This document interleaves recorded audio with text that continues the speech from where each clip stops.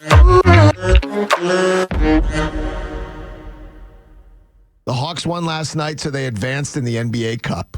Winners over the Knicks last night, 108-100, and I tweeted as much, and I'm going to say it now. I've been so hesitant to want to buy in because I bought in before, and I bought, and I bought, and I bought, and then they do what they do. But I'm going to say this. There are some things that look real. There are some things, like a Hawks team is playing legitimate defense. From Dyson Daniels to Jalen Johnson to the kid Ariza Shea to the two centers. I know it's popular also to point at Trae for not playing defense. He gives effort now defensively, so you have that. DeAndre Hunter is playing as a guy who looks like a lottery pick. Like, it took this long, and he's playing off the bench now, but he's a legitimate threat off the bench. And then the other one that, again, just jumps off the page at you, Jalen Johnson. The star is just growing daily. You watch those things, and then you add what Trae is, and you see some stuff that you're like, okay, I've been trying not to get to buy in, and it looks pretty good on a lot of levels. Jalen Johnson, with apologies to Trae Young, might be the best player on the team right now. Best all around, might be. And he's an excellent secondary shot creator, especially when Trae Young is on the bench. And that's been something that's been missing in the past. Trae on the bench, offense. Craters. Yeah. Right. So now you've got the ability to spell Trae Young. As you said, as Perk was saying, 40-point games in Madison Square, they didn't need 40 points to win the game from Trae Young last night. Every time I look up, 16, 18, 20, 22 assists. And oh, by the way, what was it last night? I think 22 points. Mm-hmm. I'll take that every time. And the comparisons to Steve Nash, who, by the way, was his idol growing up, that's spot on. There's no doubt about it. There's not a finer passer in the game today than Trae Young. Well, that's what he has always said, too. Trae's like, don't do the Steph Curry with me. Nobody's Steph shooting. Trae is a high-volume scorer and a shooter, but the passing is Nash and Jason Kidd and the things that everybody who has really watched Trae will say. Let me get to Trae in a minute because I want to talk about him. But Jalen Johnson got a – this is so unfair. Jalen got a Scottie Pippen comp by somebody a year ago, and I was like, wow, that's – you watch Jalen, you're like, okay, I can see some of the stuff because he stuffs the stats, and it's all legitimate stuff. It's 21 again last night, 15 rebounds, 7 assists, couple of steals, couple of blocks. So that was good top to bottom. I mentioned DeAndre Hunter, who has found this role off the bench, and it's really good. Hunter last night scored 24 points in 26 minutes. But the Trae Young story at Madison Square Garden will always be the headline.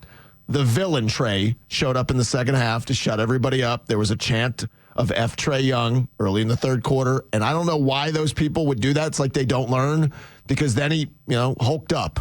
In the third quarter, he went on a spurt where he scored 12 points. I think he had 4 assists, turned the whole game around. And you mentioned what he's done at Madison Square Garden. Stat Mamba had this quote, or had this note. Trae Young is now averaging 26.3 points a game at MSG. That's the most by a point guard when playing in that building in the three-point era. It's pretty good.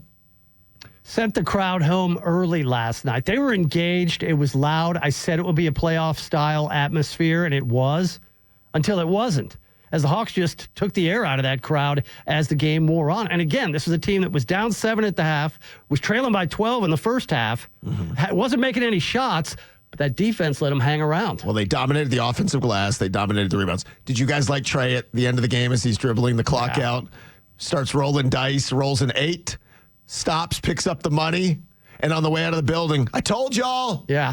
Yeah. He embraces the villain role in a way that I love, man. That re-energized what was left of the Madison Square Garden crowd, because you could hear it. It was audible on the broadcast. Best part about this is Ariza Shea looks like a kid who's not ready for this yet, and they're still playing well. Imagine when he figures some things out, which, again, this thing could get better. Hawks will play the Bucks on Saturday at 4:30 in the NBA Cup semifinals. Yeah. That's right. If they win there, they'll play Tuesday against the winner of 2 other teams in the West. OKC and Houston. If you say so. I thought, wait, is that what it is? Is it really okay? Yeah, the Hawks play Milwaukee, and OKC will play Houston. And then, as you said, Tuesday night, the champion of the NBA Cup will be crowned. So do we put up a banner if we win it? Is that a real thing? Look, I said it earlier. When Andy was in here, this team doesn't have any banners. It doesn't have any trophies unless you count Andy, Dominique. by the way, Andy, for those who can't see, is our program director. Dominique, Bob Pettit, NBA World Champions 1958 St. Louis. Okay. Oh, and Widespread Panic. That's what we got hanging in our building. We are very proud of our Widespread Panic shows. Okay. And I think there was something about us being environmentally sound or something. We had the greenest arena. Yes. Yeah, I think that's LEED certified arena. Okay, that's all great. This team doesn't have a trophy. Let's go get this one. Hell, I'd take a Summer League trophy at this point. Do we have a parade? We have an NBA Cup. All right, if they win it, we're going to have a parade in the Battery. We'll throw it ourselves. We will do that. We will have a parade for the Hawks for the NBA Cup. We'll be out there. We'll see what kind of cars and what kind of parade we can do if they win the Cup.